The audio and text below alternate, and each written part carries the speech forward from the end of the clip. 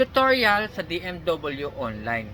Kapag wala ka pang register, mag-register ka. Kapag meron na, i-click mo lang to and watch mo to. Kapag nag-verify ka ng kontrata, ayan, dito ka pumunta ha. Ayan, dito sa dmw.gov.ph online service. Tapos, yan, let's go. Kapag wala ka pang register, mag-register ka. Pag meron na, dito ka, punta lang yung email mo. Ilagay mo yung email mo, ilagay ang password, then click login. So makikita nyo po, ito po yung aking Balik Manggagawa. Ayan po, lahat ilalagay po natin yung passport natin dyan.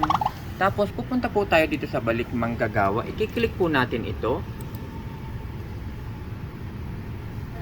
So ayan po yung lalabas. So i-next lang po natin. Ayan na po yung OAC natin, no. Pwede nyo na pong i-print yung OAC kung same employer po kayo. Ayan po, mag-register po kayo dyan. Ayan po. Ito na po yung OAC natin. Okay, mga ka-verify contract. Kapag nag-verify contract ka na, kapag same employer ka, huwag ka nang magbe-verify ha. Malinaw? Thank you!